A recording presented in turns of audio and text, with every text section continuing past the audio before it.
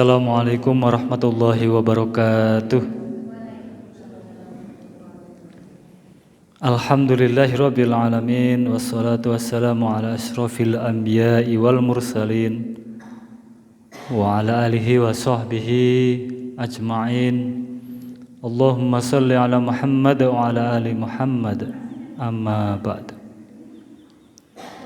Yang kami hormati para jamaah kajian Keluarga Sakinah yang semoga senantiasa dirahmati Allah Subhanahu wa taala, diberi kesehatan dalam hidupnya dan kelapangan rezekinya. Alhamdulillah kita pagi hari ini bisa hadir di kajian Keluarga Sakinah tanggal 3 Desember 2023 dalam keadaan sehat walafiat. Salawat dan salam semoga senantiasa tercurahkan kepada junjungan kita baginda Rasul Nabi Muhammad sallallahu alaihi wasallam. Dan semoga kita termasuk di dalam pengikut beliau. Amin amin ya rabbal alamin. Izinkan kami membacakan susunan acara pengajian pada pagi hari ini di kajian Keluarga Sakinah. Untuk yang pertama adalah pembukaan, kemudian yang kedua pembacaan murad talil Quran, kemudian yang ketiga adalah kajian inti, kemudian yang keempat penutup. Untuk itu marilah kita mulai kajian pada pagi hari ini dengan membaca bacaan basmalah. Bismillahirrahmanirrahim. Kemudian acara yang kedua adalah pembacaan murad talil Quran yang akan disampaikan oleh Ananda Jinana Sania Muhammadi dan Ananda Jinani Salisa Muhammadi yang akan membacakan surah Al-Mulk. Kepada Ananda berdua dipersilahkan.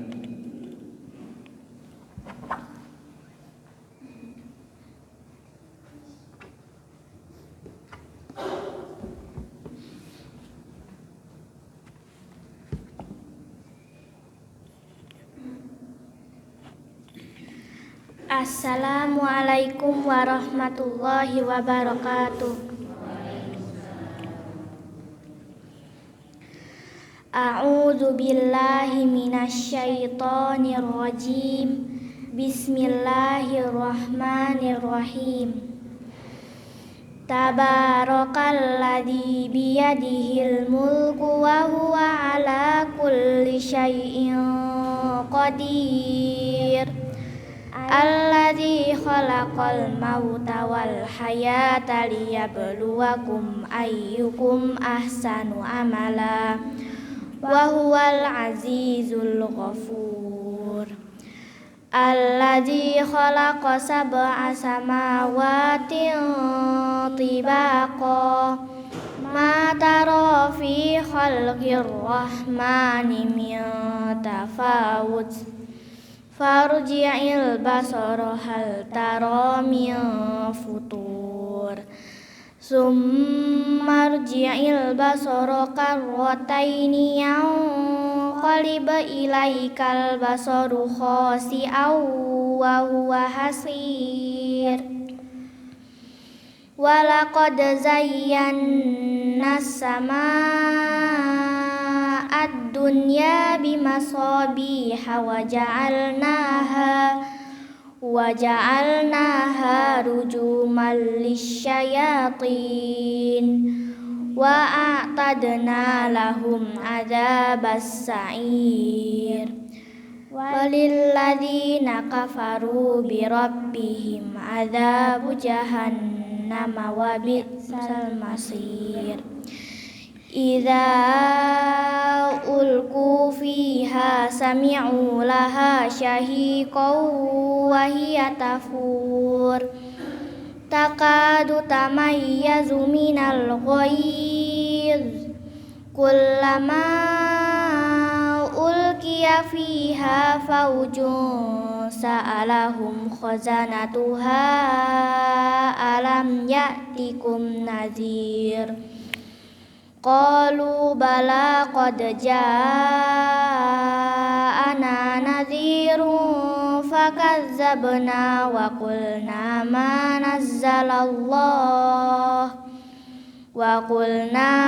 nazzalallahu min syai'in in antum illa fi dhalalin kabir. Wa qalu law kunna nasma'u aw naqilu ma kunna fi ashabis sa'ir fa'tarafu bidambihim fasuhqan li ashabis sa'ir. Innal ladzina yakhshawna rabbahum bil ghaibi lahum maghfiratun wa ajrun kabir. Wa asirru qawlakum aw jaharu bih innahu alimun bidatis sudur. Ala ya'lamu man khalaqa wa huwal latiful khabir. Huwallazi ja'ala lakumul arda dhalulan famshu fi manakibiha wa kulu mir rizqihi wa ilaihin nusyur. Aamintum man fis samai yakhsifa bikumul arda fa idza hiya tamur. Am amintum man fis samai yursila alaikum hasiba fasata'lamuna kaifa nadhir. Walaqad kazzabal ladzina min qablihim fakaifa kana nakir. Awalam yarau ilat tayri fawqahum saffatin wa yaqbidun ma yumsikuhunna illa rahman innahu bikulli syai'in basir. Amman hadzal ladzi huwa jundul lakum yansurukum min dunir rahman inil kafiruna illa fi ghurur. Amman hadzal ladzi yarzuqukum in amsaka rizqah bal lajju fi utuwin wa nufur. Afaman yamshi mukibban ala wajhihi ahda amman yamshi sawiyan ala siratim mustaqim. Qul huwallazi ansha'akum wa ja'ala lakumus sam'a wal absara wal af'idah qalilan ma tashkurun. Qul huwallazi zara'akum fil ardi wa ilaihi tuhsyarun. Wa yaquluna mata hadzal wa'du in kuntum shadiqin. Qul innamal ilmu indallahi wa innama ana nadhirum mubin. Falamma ra'awhu zulfatan si'at wujuhul ladzina kafaru wa qila hadzal ladzi kuntum bihi tad'un. Qul ara'aytum in ahlakani Allahu wa man ma'iya aw rahimana faman yujirul kafirina min adzabin alim. Qul huwar rahmanu amanna bihi wa alaihi tawakkalna fasata'lamuna man huwa fi dhalalim mubin. Qul ara'aytum in asbaha ma'ukum ghawra faman ya'tikum bima'in ma'in. Wassalamualaikum warahmatullahi wabarakatuh.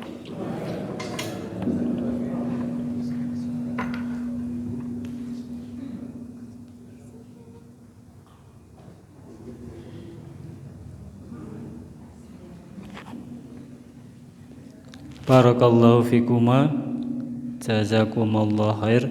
Terima kasih kepada Ananda Sali dan Sani yang sudah membawakan surah Al-Mulk. Kemudian untuk acara yang selanjutnya adalah kajian inti yang akan disampaikan oleh beliau Ustadz Muadzin yang kebetulan sudah hadir di tengah-tengah kita semua. Kepada beliau dipersilahkan.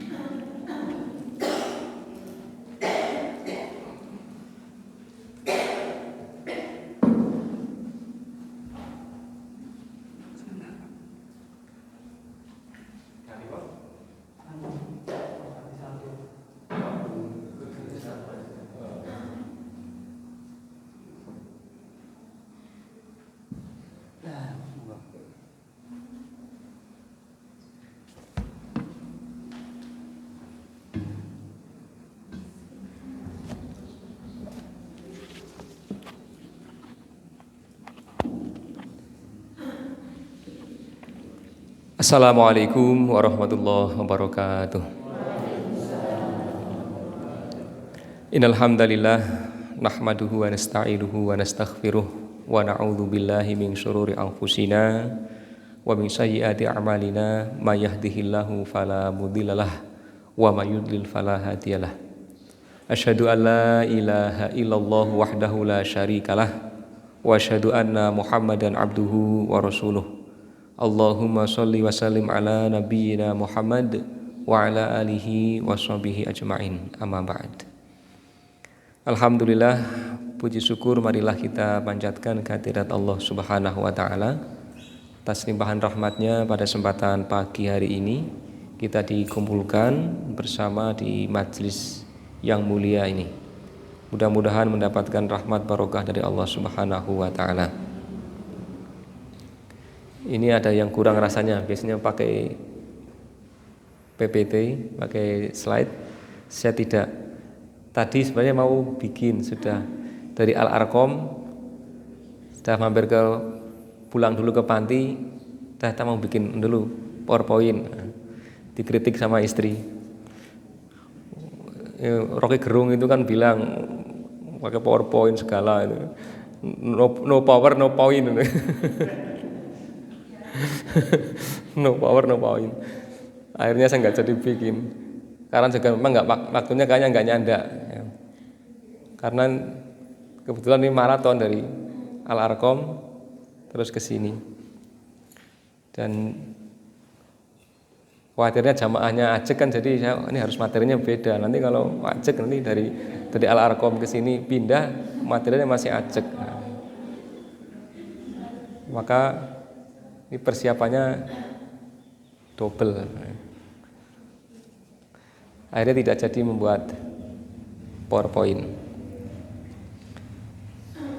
Jamaah sekalian yang dirahmati Allah, mungkin hari ini agak berbeda dari sisi jumlah karena anak-anak panti libur. Sabtu apa kemarin Pak? Sabtu Pahing. Sabtu Pahing. Ini sekarang PON ya, berarti besok kemarin itu Sabtu Pahing ya. Setiap Sabtu Pahing kan anak-anak perpulangan. Nah, ini pulang. Tadi ada yang WA Rehan yang katanya mau nyiapkan ini untuk apa? Kamera. Ning ndi kowe wis tekan Mafazo durung? Isih ning dalan. Masih di perjalanan. Ya. Ditambah lagi memang Ahad PON berarti bersamaan dengan kegiatan PDM untuk pengajian pimpinan daerah, sehingga double kegiatannya, maraton. Jemaah sekalian yang dirahmati Allah, di surat At-Tahrim kita diberikan ilustrasi gambaran tipe keluarga. Kita bacakan a'udzubillahi minasyaitonirrajim. Daraballahu mathalan lil ladzina kafaru imra'ata Nuh wa imra'ata Lut kanata tahta 'abdaini min ibadina shalihaini fakhanatahuma falam yughniya 'anhuma minallahi syai'a wa qila dkhulan nara ma'ad dakhilin. Allah memberikan perumpamaan, membuat permisalan bagi orang-orang kafir. Imra'ata Nuh, istri Nabi Nuh, wa imra'ata Lut, dan juga istri Nabi Lut alaihi salam. Kanata tahta abdaini min ibadina shalihaini. Yang keduanya, dua istri ini berada di dalam pengawasan, kekuasaan dua hamba Allah yang solih. Tetapi faktanya fakhanatahuma falam yughniya anhuma minallahi syai'a. Keduanya ternyata berkhianat, tidak taat, tidak patuh kepada sang suami yang merupakan nabi, orang yang solih. Nah, ini gambaran wanita yang durhaka terhadap suami. Selain tentunya durhaka kepada Allah. Ini jangan mentang-mentang laki-laki itu, ini bicara tentang kedurhakaan istri, nggak bicara kedurhakaan suami, lebih parah padahal itu. Saya sebenarnya mau menyampaikan ini agak berat saya, karena saya nanti dikomplain istri saya. Maka saya jarang menyampaikan tentang keluarga. Saya sadar diri, Pak. Sadar diri. Ini ada istri saya, jadi saya dengan penuh rasa berat, saya malah merasa berat sekali karena nanti di belakangnya ora koyo ngono. Kenyataannya enggak seperti itu. Berat ya. Nah, ini kita bicara istri dulu di sini di Tahrim ayat 10 sampai 12. Tentang permisalan wanita yang durhaka, padahal di bawah kekuasaan suami yang sangat solih seorang nabi, tapi ternyata durhaka. Jadi kurang apa coba kemampuan edukasinya mestinya ini seorang suami kepada istrinya, tetapi ternyata juga ada yang selewah ini, istri yang di bawah kekuasaan nabi, tapi ternyata fakhanatahuma, ia berkhianat ya. Falam yughniya anhuma minallahi syai'a, dan tidaklah mampu, tidak cukup, tidak bisa keduanya nabi ini menolong terhadap istrinya dari azab siksa Allah, enggak mampu menolong. Wa qila dkhulan nara ma'ad dakhilin, dan dikatakan kepada keduanya, masuklah kalian berdua ke neraka bersama ya rombongan orang-orang yang masuk nih, golongan orang-orang yang masuk ke neraka itu. Fadkhulan nara ma'ad dakhilin. Ini berarti tipe pertama, ada golongan istri-istri yang tipenya tipe istrinya Nabi Nuh dan Nabi Lut alaihissalam. Diberikan penggambaran dalam Al-Quran, maka mungkin sekali bahwa memang ada tipe-tipe seperti ini sepanjang zaman. Suaminya dai, mubalih, kiai, tapi istrinya wah nggak karu-karuan ini. Tetapi juga ada yang sebaliknya. Wa dharaballahu mathalan lil ladzina amanu imra'ata fir'aun. Allah memberikan perumpamaan bagi orang-orang mukmin istri Fir'aun. Kita tahu ya, Fir'aun ini kan tauhid ya. Ngaku ana rabbukumul a'la, Tuhan yang paling tinggi. dengan segala kesombongannya, tetapi punya istri yang solehah. Tercermin dari ungkapannya, idz qalat rabbi ibnili indaka baitan fil jannah. Berdoa mohon kepada Allah, ya Allah bangunkan untukku di sisimu baitan fil jannah, rumah di surga. Nah, kalau istri yang materialis kan tentu doanya nggak begitu kan, minta rumah yang mewah, yang megah di dunia ini kan. Belum lagi nanti kendaraannya, perhiasannya dan lain sebagainya. Nah ini kan gambaran cerminan istri yang soleha. Doanya kan minta dibangunkan rumah di surga, istananya di surga, bukan di dunia ini. Wa najjini min fir'auna wa amalihi, dan selamatkanlah aku dari Fir'aun dan perbuatannya. Wa najjini minal qaumil zalimin, dan selamatkanlah dari kaum yang zalim. Ini tipe yang kedua, istrinya solehah, suaminya yang durhaka. Nggak main-main kedurhakaannya, ngaku Tuhan. Coba ini, mana lagi kejahatan, kemaksiatan yang melebihi ini. Tetapi kok istrinya ini orang yang solehah. Kemudian yang lain setelah ayat ini diceritakan tentang keluarga yang bukan nabi, keluarga Maryam. Ya, Maryam. Wa Maryam ibnata Imran allati ahsanat farjaha fanafakhna fihi mir ruhina wa sadaqat bi kalimati rabbiha wa kutubihi wa kanat minal qanitin. Ini tentang Imron ya, keluarga Imron, maaf ya, keluarga Imron. Ya, nanti kita akan bahas tersendiri tentang keluarga Imron. Nah, dalam Al-Qur'an itu ada 4 tipe keluarga, ya prototipenya, yang keluarga Nabi Ibrahim alaihissalam dan juga keluarga baginda Rasulullah Muhammad sallallahu alaihi wasallam sebagai gambaran yang keluarga yang sakinah. Nah, ini temanya karena keluarga sakinah, maka saya terpaksa bicara tentang keluarga. Jarang-jarang ngomong keluarga, takut dikomplain istri. Ya. Keluarga Nabi Ibrahim, Nabi Muhammad SAW yang memang digambarkan sebagai qudwah, sebagai uswatun hasanah. Kemudian keluarga Nabi Nuh dan Nabi Lut yang tadi kita sebutkan, keluarga keluarga Fir'aun, maaf. Dan juga yang keempat ada tipe yang keempatnya keluarga Abu Lahab. Kalau tadi kan suaminya baik, istrinya kurang ajar. Yang kedua suaminya tadi yang suaminya baik, istrinya kurang ajar. Yang kedua istrinya yang baik, suaminya yang kurang ajar. Kalau baginda Rasulullah kan kedua-duanya baik ya.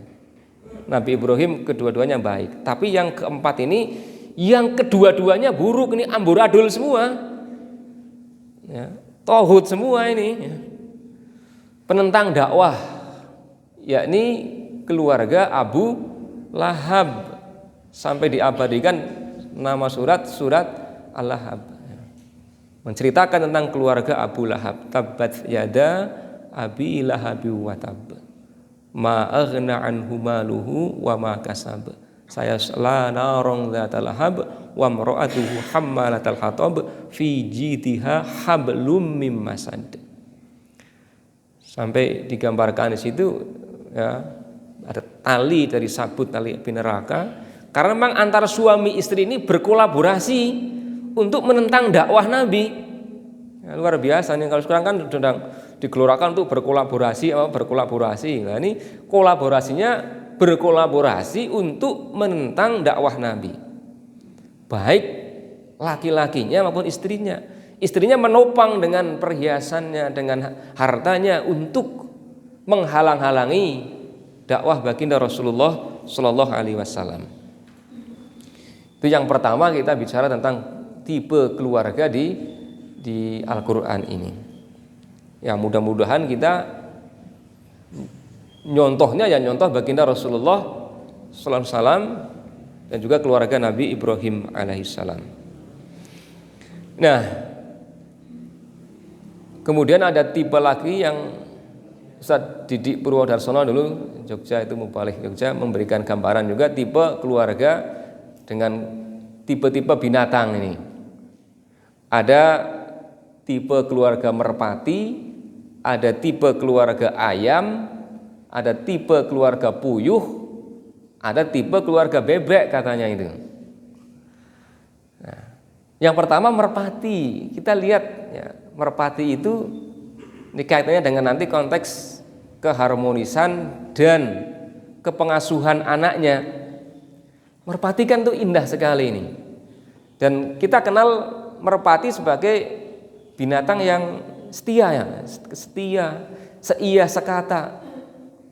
Kelihatannya dan itu bahkan jadikan sebagai simbol ya, kasih sayang, keharmonisan.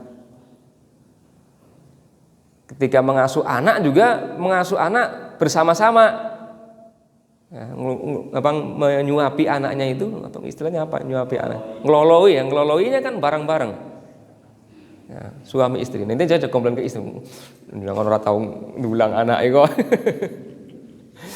ya. Itu bersama-sama. Keluarga merpati menggambarkan tentang keharmonisan, kekompakan di dalam merawat, mendidik, dan berkasih sayang. Kemudian ada ayam itu, tipe ayam dalam kepengasuhan anak dan sifatnya. Ayam terutama yang jantan ini kan kelihatan arogan ya, sifatnya arogan, senang tarung, arogan, sombong, dan tidak bertanggung jawab. Siapa saja dikawini itu, ada betina datang yang dikawini, nggak peduli siapa dia itu, suka dikawin langsung dirayu-rayu, kemudian dikawini. Yang jantan siapa saja itu mau dikawini, yang betina siapapun yang datang dilayani. Nah, itu rusak semua itu. Maka dalam tradisi Jawa itu ada tradisi kalau lebaran itu beleh ayam dijadikan ingkung ya. Ini ada yang memaknai ini perlu diingkung, ini sifat arogannya ayam ini ya. Yang jantan senang poligami, yang betina senang poliandri. Bahkan anehnya lagi ya, ketika punya anak, maka jantannya nggak peduli, nggak pernah peduli itu anaknya itu. Kawin lagi dia. Yang mengasuh siapa anak-anaknya? Ya hanya betinanya saja. Ayahnya entah kemana, kelayaban entah kemana, cari yang baru, yang pasangan yang lain lagi. Nah kalau anaknya ternyata jadi jantan, dewasa, diajak tarung itu. Kalau betina diajak kawin. Ini rusaknya nih kalau keluarga tipenya tipe ayam. Repot nih. Kemudian tipe puyuh ini. Kata Ustaz Didik itu tipe puyuh. Ada keluarga yang tipenya puyuh. Konon kabarnya kalau puyuh itu anak itu bersama anaknya itu bersama dengan ayahnya. Betinanya entah kemana itu, sudah nggak peduli. Saya belum tanya ini sama saya punya teman Huluk namanya dulu sama di pesantren Raja Tani Boyolali, punya apa namanya puyuh itu banyak usahanya, pernah di SCTV. Belum tanya ini bener nggak ini puyuh kelakuannya kayak gitu ya. Tapi kalau puyuh yang diternak itu ya mungkin nggak, karena sudah langsung diambil sih telurnya. Tapi konon itu puyuh kalau merawat anak ya yang jantan yang merawat anak. Kalau betinanya entah kemana. Mirip-mirip kelakuan orang modern ini ya, anaknya diasuh, ada yang suaminya yang ngasuh anaknya, anak betinanya keluar negeri itu, apa betinanya? Istrinya, maaf, istrinya yang keluar negeri cari nafkah. Mohon maaf kalau ada mungkin tetangga atau apa family ya. Ini hanya penggambaran Ustaz Didi, saya mau nyontek-nyontek ini. Mungkin ada kondisi situasi yang terpaksa harus begitu ya. Tetapi itu gambaran yang kurang ideal ya. Kalau harus ternyata bapaknya yang ngopeni anaknya, malah istrinya yang disuruh kerja keluar sampai ke luar negeri. Dan bahkan trennya lakunya begitu, yang laku yang ibu-ibu yang perempuan di luar negeri untuk sebagai asisten rumah tangga, pembantu. Kemudian yang keempat itu tipe bebek atau itik ya, kata Ustaz Didik ini. Yang mana keduanya sama, nggak peduli setelah bertelur itu sudah tinggalkan saja. Telurnya mau dijadikan martabak, ya terserah ya. Mau jadi telur asin, monggo. Mau diceplok, digoreng, nggak peduli dia. Jadi reproduksinya sampai di situ saja, sampai bertelur. Setelah itu sudah nggak dihiraukan lagi mau jadi apa. Ya ini juga nampaknya agak ngetren juga, walaupun nggak sama persis, tapi ada orang yang kerjaannya begitu. Setelah anaknya lahir, titipkan orang lain, entah itu pembantunya atau kadang mbahnya, titipkan baik. Ayah dan ibunya pergi pagi, pergi saat anaknya masih tidur, pulang kembali ketika anaknya sudah tidur lagi. Nggak pernah mendapatkan belian kasih sayang, bimbingan dari kedua orang tuanya. Nah, ada yang seperti ini, bebek itu, keluarga bebek, perlu dikasih cap itu, keluarga cap bebek.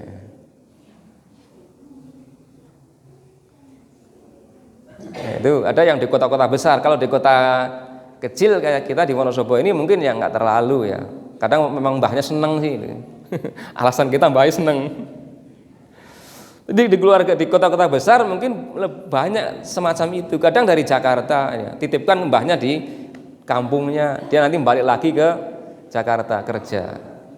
Nanti hamil, lahir, pulang lagi, titipkan lagi mbahnya. Nah ini berarti tipe-tipe keluarga bebek. Nanti kita beri labelnya. Ya, itu kita sudah punya permisalan 4 dari tipe Al-Quran dan 4 dari ayat kauniyah, ayat di alam semesta ini, dengan tipe keluarga ayam, merpati, ayam, bebek, dan puyuh. Nah, mudah-mudahan kita nih yang seharmonis dengan keluarga tipe merpati, yang seia sekata, yang setia, harmonis, mengasuh anaknya bersama-sama. Nah, ini kan judulnya KKS. Walaupun sekali lagi saya rada minggring-minggring sana ini, merpati ngono puyuh kan. Ya. Jamaah sekalian yang dirahmati Allah, tadi kita bacakan di surat At-Tahrim setelah berbicara tentang keluarga Nuh, Nabi Lut, kemudian Fir'aun, kemudian membahas tentang Maryam, tentang keluarga Imron, sampai dijadikan nama surat Ali Imron, keluarga Imron. Ini satu-satunya keluarga yang menjadi nama surah di dalam Al-Quran. Kan luar biasa. Ada nama orang Luqman ya, ada Bani Israel ya, tapi yang keluarga ini keluarga Imron yang diabadikan di dalam Al-Quran menjadi nama surah di dalam Al-Quran. Itu keistimewaannya dari keluarga Imran yang pertama. Keistimewaannya yang kedua adalah keluarga biasa, dalam tanda kutip keluarga biasa, bukan nabi ya. Imran itu bukan nabi, tetapi dipuji dan disejajarkan dengan keluarga nabi ya. Dalam bahasan ini kan ya, keluarga Nabi Nuh, Nabi Lut, tapi kemudian setelah itu berbicara tentang keluarga Imran.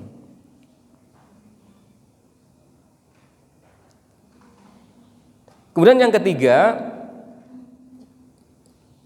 ini merupakan keluarga yang lebih ideal, yang lebih ideal dibanding keluarga Nabi, dalam hal ini Nabi Nuh dan Nabi Lut. Keluarga yang lebih ideal dibandingkan keluarga Nabi, khususnya Nabi Nuh dan Nabi Lut. Nah, pesan yang bisa diambil dari komposisi di ayat-ayat ini apa? Yang pertama adalah jangan kita ini menjadikan beralasan ketika gagal mendidik anak, beralasan oh kae nabi wae gagal Kak. Ya. Nabi Nuh, Nabi Lut itu gagal mendidik keluarga. Ya. Jangan jadikan alasan. Ya pantas manusia biasa Kak. Loh nabi wae gagal Kak ya. Ya. Karena apa, setelahnya diceritakan keluarga biasa, bukan keluarga nabi, tetapi sukses mengantarkan keluarganya. Karena apa juga, kenapa kita nggak boleh beralasan dengan alasan Nabi Nuh, Nabi Lut?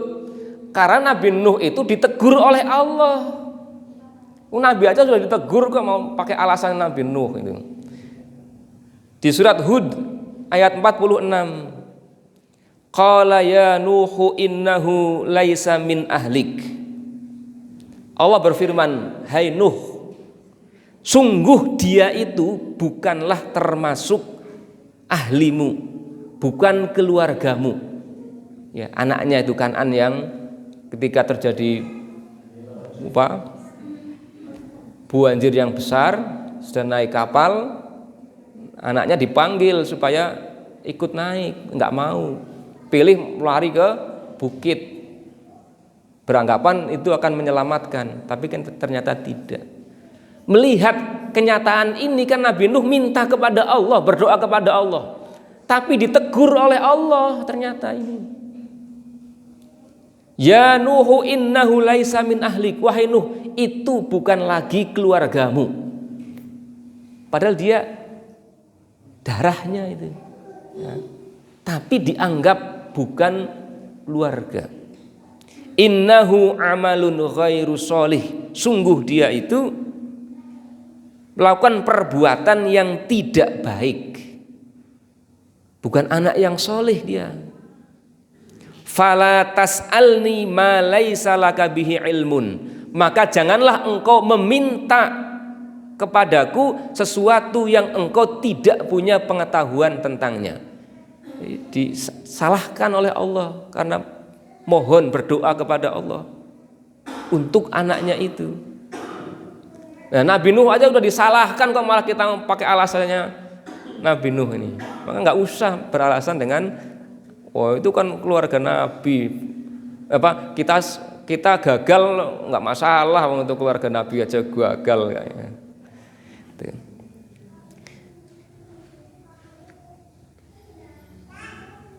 Inni a'idzuka an takuna minal jahilin, sungguhnya aku memperingatkan kepadamu supaya kamu jangan termasuk orang-orang yang jahil. Ya, diingatkan Nabi Nuh itu. Ya.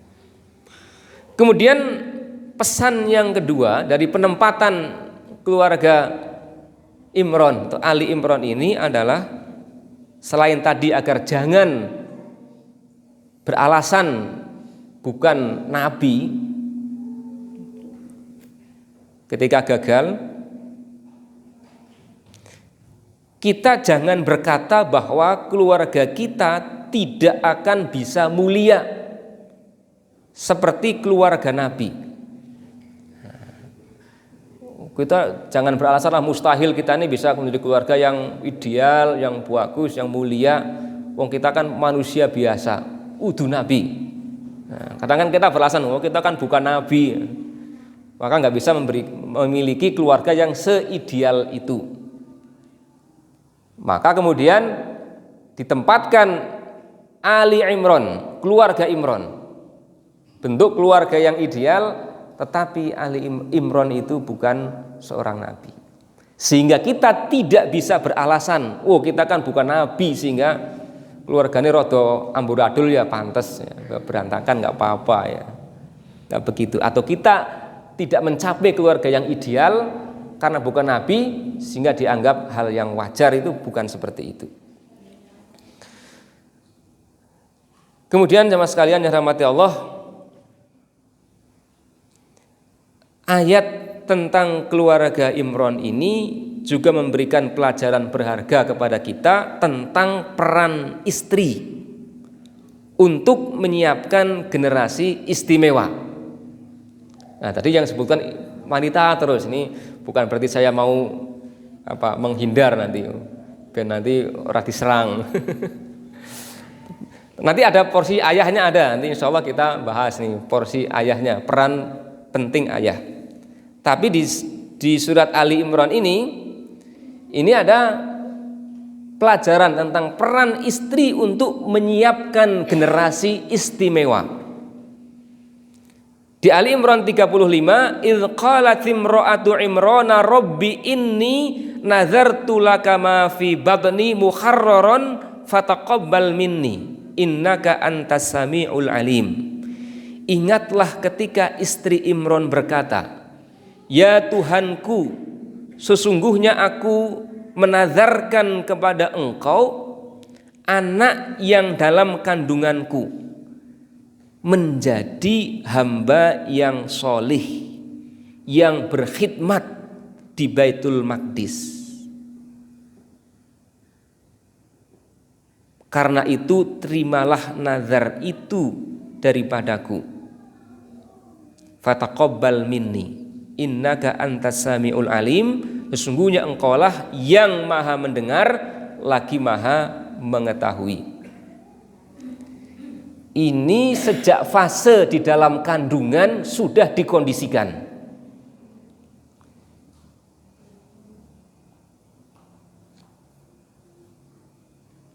Dengan berkata, ketika istri Imran itu mengatakan, wahai Tuhanku, aku nazarkan kepada Engkau kandungan ini, anak yang dalam kandunganku, agar nanti menjadi orang yang soleh, berkhidmat kepada Engkau. Ini pentingnya fase kehamilan, pentingnya doa, harapan yang mulia agar anaknya menjadi orang yang soleh, orang yang baik. Pendidikan sejak dari kandungan, pendidikan anak. Bahkan dulu kita di tarbiyah, fakultas tarbiyah itu diajari pendidikan itu bahkan diawali dari lirikan pertama. Bukan dari kandungan lagi, lirikan pertama. Mencari istrinya kan dari situ, dari sejak kita cari istri. Sudah proses itu mulai pendidikan. Kalau ini dari kandungan, ya, tentu masing-masing fase punya peran. Bahkan mungkin sebelum lirikan pertama juga, karena dari makanan yang kita konsumsi juga punya peran yang sangat penting bagi anak-anak kita, generasi setelahnya. Ya, kalau ini istri Imran berdoa mohon kepada Allah, kemudian menazarkan anaknya untuk berkhidmat kepada Allah, apa yang terjadi dengan istri-istri atau ibu-ibu hari ini dalam dunia pendidikan kita?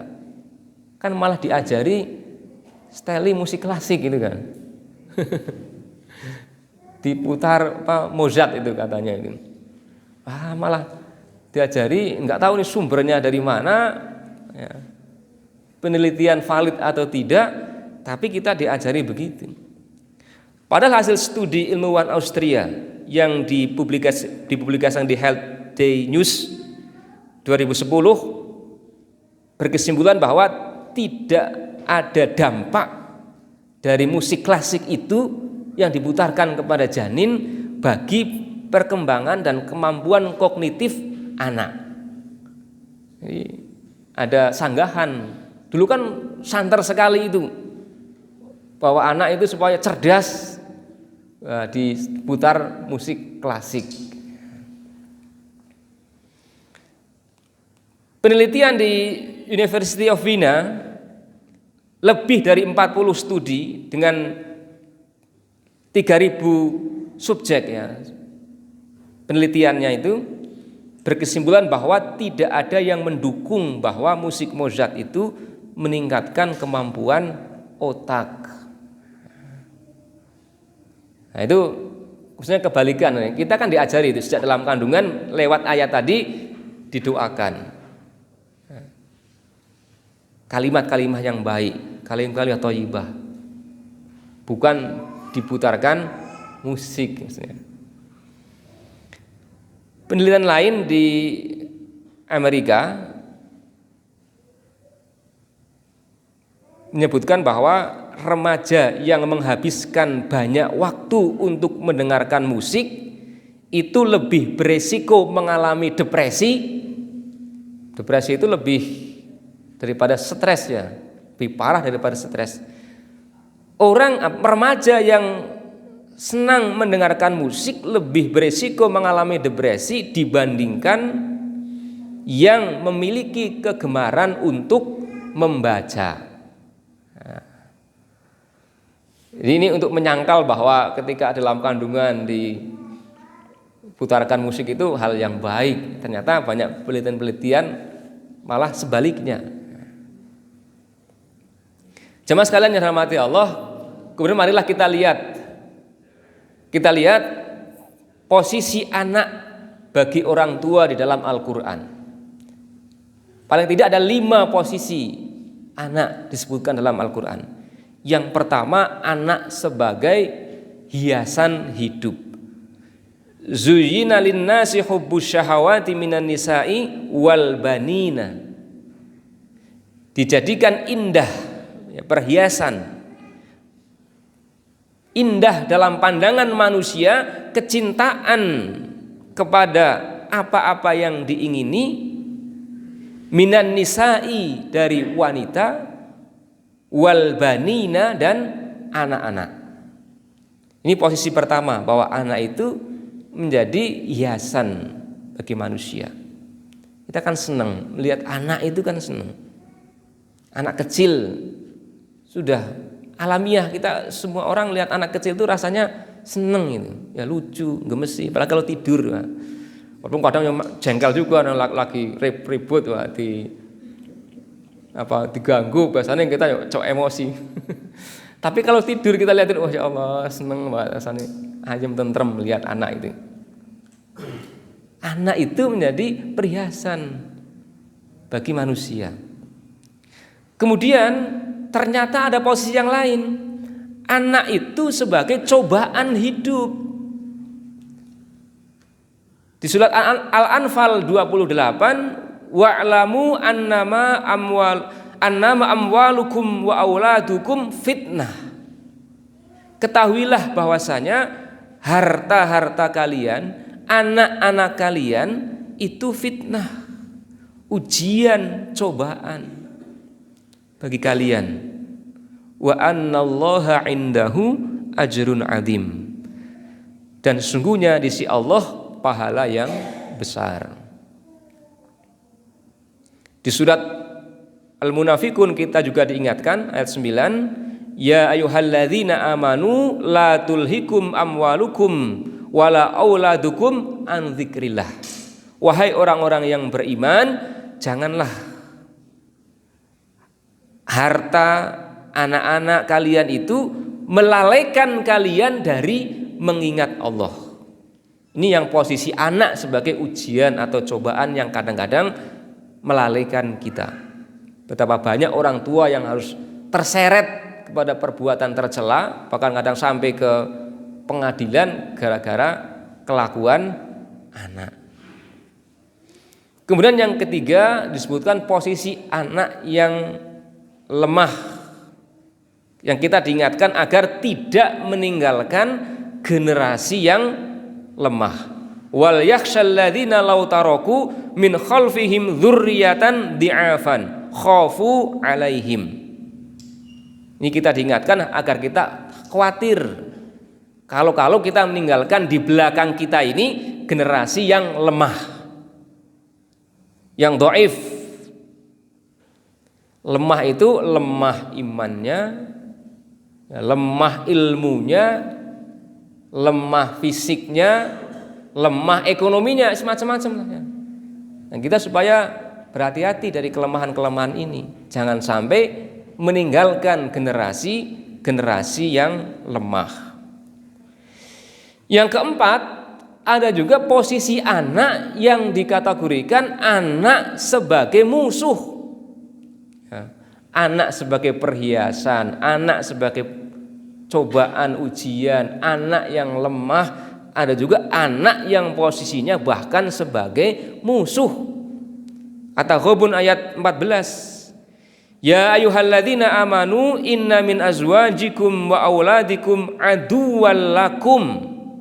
Wahai orang-orang yang beriman, sungguh ya di antara istri kalian, anak-anak kalian itu ada yang menjadi aduwwal lakum, musuh buat kalian. Fahdharuhum, maka hendaklah kalian itu berhati-hati, waspada terhadap mereka.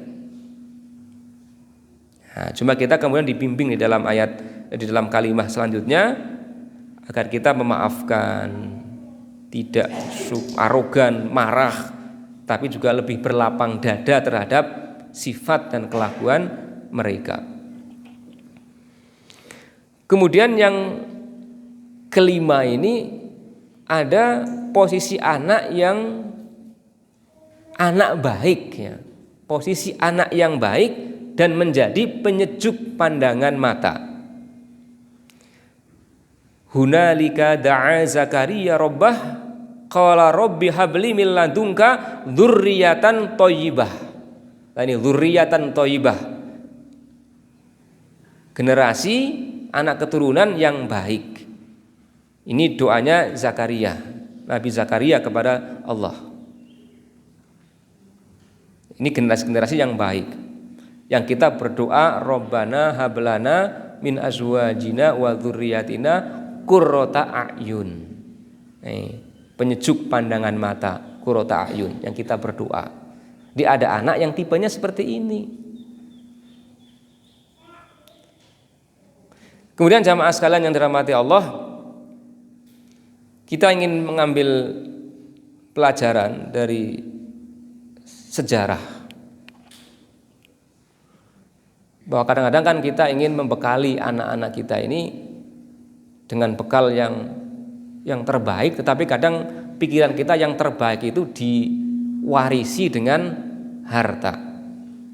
Seolah bahwa dengan harta itulah nanti yang akan mencukupi segala keperluannya. Dan kadang kita khawatir dengan nanti setelah kita meninggal bagaimana dengan kondisi anak-anak kita. Ya, khawatirnya bukan masalah keimanan. Tidak seperti para nabi, kalau khawatirnya kan apa yang akan kamu sembah setelahku. Tapi kita kan kadang mikirnya apa nanti yang akan kamu makan setelahku nanti. Kamu hidup seperti apa? Maka orang tua berlomba-lomba untuk mensejahterakan anaknya dengan mendidik anak-anaknya di tempat-tempat yang intinya agar nanti bisa sejahtera dari aspek duniawi. Maka kalau menyekolahkan anak biasanya yang dicari bagaimana sekolah yang nantinya bisa mendatangkan income yang banyak. Ya, ini kita nggak nyalahkan untuk nanti punya ekonomi yang kuat, tetapi kadang kita terkecoh, yang kita pikirkan hanya itu. Ya. Yang utama tentang keimanannya, tentang keselamatan dunia akhiratnya ini kita kadang melupakan. Nah, kita akan melihat dalam sejarah Hisham bin Abdul Malik dan Umar bin Abdul Aziz, dua pemimpin besar dalam Islam ini yang masing-masing punya 11 anak. Anaknya Hisam bin Abdul Malik, Abdul Aziz itu kan bersaudara kan ya. Nanti sampai ke Umar bin Abdul Aziz. Hisam bin Abdul Malik ini mewariskan kepada anak-anaknya, setiap anaknya itu 1 juta dinar. Kalau dihitung itu 2,5 triliun ya, setiap anaknya yang diwariskan kepada masing-masing dari 11 anaknya. Tetapi masalahnya setelahnya itu jadi miskin semua itu. Dia orang miskin. Tapi ditinggali harta yang sedemikian banyak, tetapi jadi anak-anak yang miskin. Sementara itu Umar bin Abdul Aziz meninggali anaknya itu hanya 1,5 dinar. Mungkin sekitar 1.250.000, 1,5 juta. Tetapi anak-anaknya nanti jadi orang-orang yang hebat-hebat, dan ada yang kaya raya, sampai ada yang memberi untuk keperluan perang ini 100 ekor kuda berikut perbekalannya. Nah, kalau hari ini kan berarti kan kendaraan militer dengan segala kebutuhannya kan 100.000, bukan 100.000. Kan hebat nih secara ekonomi ya, luar biasa. Padahal ketika diwarisi oleh ayahnya, dia hanya diwarisi 1,5 dinar. Tapi yang diwarisi 1 juta dinar itu habis. Maka kalau kita mau mengandalkan mewariskan harta untuk anak-anak, nah itu malah bisa bahaya, bisa nasibnya seperti ini.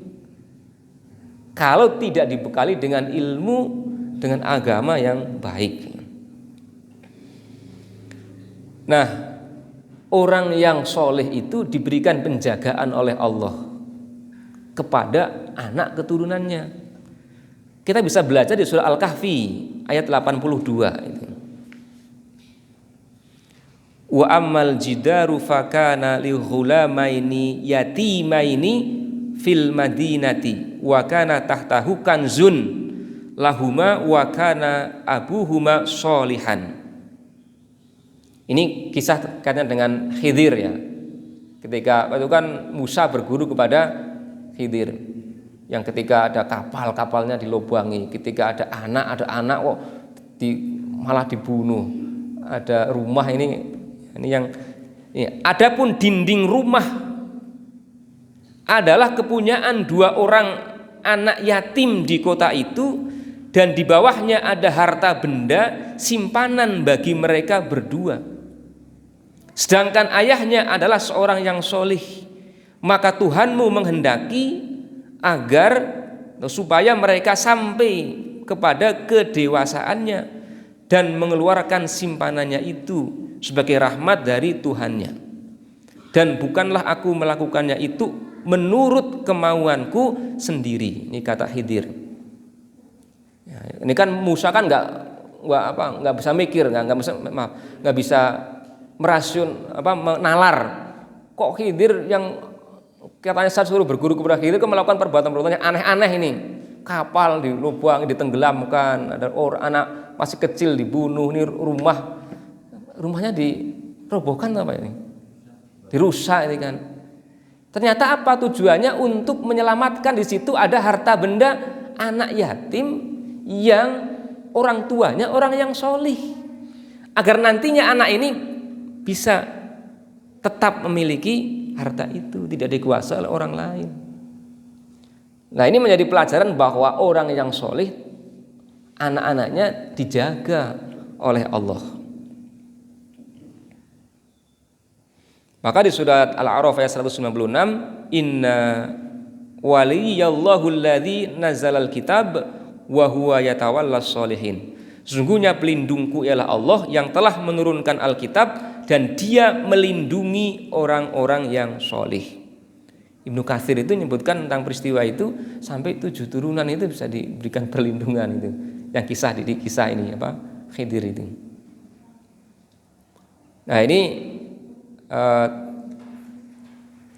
tentang apa yang akan kita warisi terhadap anak-anak kita. Kembali pada keluarga, pada peran kita keluarga sebagai sentral untuk mendidik, sebagai keluarga sebagai basis pendidikan yang pertama dan utama. Orang-orang besar seperti Muhammad Al-Fatih dan para khalifah-khalifah yang kita kagumi itu dalam mendidik putra-putrinya luar biasa. Ketika kalau nggak keliru itu ketika Muhammad Al-Fatih dititipkan kepada gurunya Samsudin itu sudah dikasih cemeti ya. Ini kan anak anak sultan kan, mungkin rada arogan ya. Itu sudah dipersilakan untuk dipukul ya. Maka ketika rada ngeyel dipukul betul ternyata oleh Samsudin itu. Mungkin kaget, wah ini saya benar-benar ini dihajar nih sama gurunya. Nah, cuma kalau kita hari ini tuh mukul anak itu atau agak keras anak kadang-kadang jadi repot ya. Dikit-dikit lapor, orang tuanya nggak terima gitu. Ini khalifah dulu udah dipeseni anaknya itu silahkan untuk dididik ya, pasrahkan kepada gurunya, mau dipukul silahkan itu, nggak akan dituntut, bahkan itu anak khalifah. Bahkan ada khalifah yang ketika melihat anaknya ya, Umar bin Abdul Aziz kalau nggak salah itu ya, ketika ngucuri buat gurunya untuk wudhu air untuk wudhu kan dengan satu tangan. Ketika melihat itu dikunjungi, lihat ada anaknya ternyata sedang berkhidmat kepada gurunya dengan ngucuri air untuk berwudhu, itu dikomplain. Tapi komplainnya bukan, wah ini anak sultan kok disuruh melayani guru ini, kamu itu siapa? Itu bukan begitu. Tapi komplainnya kenapa satu tanganmu itu tidak kamu pakai untuk membasuh kaki gurumu itu, hanya untuk ngucuri saja. Kenapa tidak kamu pakai untuk membasuh kaki gurumu itu? Kalau kita hari ini mungkin tidak begitu. Jemaah sekalian yang dirahmati Allah, tadi saya sampaikan tentang peran istri di beberapa surat tadi. Sekarang kita lihat di peran ayah ini. Surat Yusuf, kisah tentang Yusuf ketika Yusuf digoda oleh Zulaikha. Walaqad hammat bihi wa hamma biha laula an arra'a burhana rabbih. Sebenarnya masing-masing kan punya keinginan itu. Zulaikha maupun Yusuf kan punya keinginan. Tetapi kemudian Allah berikan tanda. Ya, laula an ra'a burhana rabbih, diberikan tanda dari Tuhannya. Di tafsir Ibnu Katsir itu dijelaskan tanda itu apa wujud tandanya itu. Ayahnya Nabi Yakub ya, Nabi Yakub. Jadi ya ketika mau bermaksiat itu yang terlintas di dalam pikirannya adalah ayahnya. Ada yang menggambarkan itu memberikan nasihatnya, tangannya menggigit jari-jarinya di mulutnya. Tergambar itu. Ini memberikan pelajaran kepada kita. Itu selalulah beri nasihat kepada anak. Walaupun kadang-kadang anak itu masih bandel, ngeyel, tidak menghiraukan. Terus saja. Suatu saat itu akan bermanfaat. Pada titik tertentu akan mendatangkan manfaat. Seperti ketika Yusuf dalam kondisi kritis, hampir terjerumus dalam perbuatan maksiat, maka kemudian tergambar dalam benak pikirannya, ayahnya menggigit jari-jarinya dengan mungkin marah, dengan mungkin ekspresi yang ketidaksukaannya. Itu kalau orang tua biasa memberikan nasihat kepada anaknya. Nah ini peran ayah. Ini kayaknya harus segera mengakhiri karena kan tadi di awal ya majukan. Sedikit lagi. Kembali ke Abdul Aziz bin Marwan ya. Ayah Umar bin Abdul Aziz. Tadi sebenarnya mau kaitannya dengan hubungannya dengan peran ayah yang mestinya penting untuk selalu memberi nasihat kepada anak-anaknya. Apapun kondisinya, sesibuk apapun, agar berilah nasihat kepada anak. punya intensitas dengan anak. Tetapi ketika harus terpisah, seperti ketika Abdul Aziz ini akhirnya ditugasi untuk menjadi gubernur Mesir, sehingga terpisah dengan anaknya di Madinah. Tetapi walaupun terpisah, ya dulu belum ada WA, belum ada video call kan, sehingga tidak bisa intensif melakukan pendidikan terhadap anak. Tetapi itu tetap dilakukan dengan apa? Dititipkan kepada guru yang terpercaya. Ditetapkan kepada ulama Madinah Sholih bin Kaisan, yang suatu saat di dalam pendidikan dan pengawasan Sholih bin Kaisan ini, Umar bin Abdul Aziz pernah satu kali terlambat sholat berjamaah. Setelah ditelusuri, kenapa engkau terlambat sholat berjamaah? Karena menyisir rambutnya, merapikan rambut, sampai terlambat berjamaah. Kemudian Sholih bin Kaisan ini lapor kepada ayahnya Abdul Aziz di Mesir, lapor, ini anak yang kau titipkan ini hari ini lagi nggak terlalu baik, terlambat sholatnya. Setelah saya cek ternyata alasannya karena tadi ngerapikan rambut sehingga terlambat. Maka Abdul Aziz kemudian mengutus orang untuk ke Madinah untuk apa? Menggunduli Umar bin Abdul Aziz, digundul karena satu kali terlambat sholat berjamaah. Nek siki guru gundul anake, wah itu dilaporke. Terus bolak-balik kasusnya itu. Kasus itu. Dulu bukan gurunya yang gundul menginisiatif, tapi ayahnya sendiri yang memang berinisiatif. Kamu terlambat sholat jamaah. Kalau kita kan, terlambat sholat bukan pelanggaran lagi, biasa. Harian terlambat itu. Kalau nanti saya terapkan, kalau kamu terlambat sholat witir ya pagi minimal jangan bangun azan subuh, jangan baru bangun. Kalau kamu bangun azan subuh berarti kamu terlambat.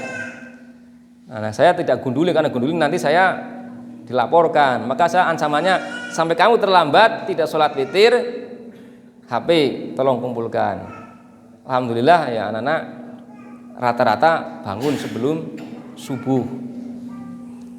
Kemarin masih ada yang terlambat, tak suruh lagi, dah kamu hafalan 1 juz. Walaupun sendiri kamu hafalan pakai speaker biar semuanya dengar. Karena terlambat. Karena kayaknya ini bocah iki bola-bali terlambat ngomong pisan tok. Wis takon arep tak HP ini sita orang di HP. Anaknya ada di sini kan. Di belakang. Nah, itu sedikit saja karena sudah waktunya tadi lebih awal mulainya, maka saya cukupkan. Insyaallah di lain kesempatan kita sambung kembali kalau ada tugas. Ya, tadi saya tugas ini dari Al-Arqam balik sini maraton. Ya. Kurang lebihnya mohon maaf. Wassalamualaikum warahmatullahi wabarakatuh.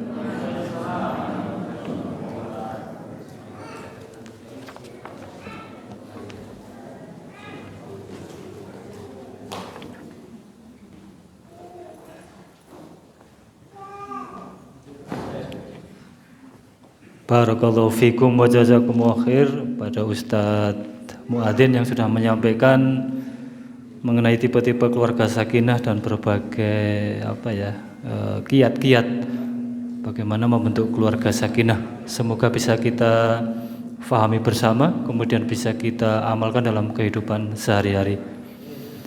Sebelum kita tutup, ada satu informasi yang ini akan kita sampaikan terus-menerus setiap selesai kajian. Yang pertama adalah bahwasanya salah satu program unggulan dari kajian keluarga sakinah yaitu adanya konsultasi. Jadi setelah kajian nanti, kemudian panjenengan bisa konsultasi. Apa saja konsultasinya? Yaitu yang pertama keluarga. Keluarga ini silakan secara umum, silakan mau konsultasi apa tentang keluarga. Di dalamnya ada konsultasi ru'yah juga bagi yang menginginkan. nanti akan diampu langsung oleh Mas Ahmad Wibowo. Beliau hadir pada pagi hari ini. Kemudian bagi yang mau konsultasi ekonomi ini juga banyak macamnya. Silakan bagi yang mau konsultasi manajemen keluarga misalkan, secara keuangan itu bisa. Mau yang konsultasi bisnis bisa. Saya mau bisnis 1 juta bisa enggak ya? Gitu. Misalkan seperti itu. Atau yang agak sensitif. Nah ini uang kadang sensitif ya. Saya punya hutang tapi pingin segera lunas, bagaimana ya gitu. Atau saya terlilit hutang, tadi punya hutang, pingin lunas. Ini yang lebih parah mungkin ya, saya terlilit hutang. Nah kalau udah terlilit itu kan udah berat itu. Saya biar bisa lepas dari hutang ini atau biar bisa segera bangkit dari keterpurukan bagaimana. Nah, itu silahkan bisa juga konsultasi di ruang ini setelah kajian ini selesai. Yang akan diampu langsung oleh beliau Pak Nur Said. Beliau juga hadir di sini. Karena yang satunya tidak hadir Pak Said. Nah, jadi nanti kalau ada silakan bisa langsung kepada beliau Pak Said. Kemudian bagi yang terakhir ini, bagi yang mau konsultasi bacaan Al-Quran bisa sama saya kalau ada. Oke. Itu saja. Tadi kita mulai tepat kajiannya gitu. Kalau kajian alhamdulillah tepat jam 8. Jadi tadi Murattalul Qur'annya sebelum jam 8 kita udah mulai. Jadi beliau Ustadz Muadzin tadi kurang 4 menit kalau mau dipenuhi sampai jam 9 ya. Jadi berapa? 54 menit. Baiklah, mari kita tutup dengan doa kafaratul majlis. Alhamdulillah. Subhanakallahumma wa bihamdika asyhadu an la ilaha illa anta astaghfiruka wa atubu ilaik. Assalamualaikum warahmatullahi wabarakatuh.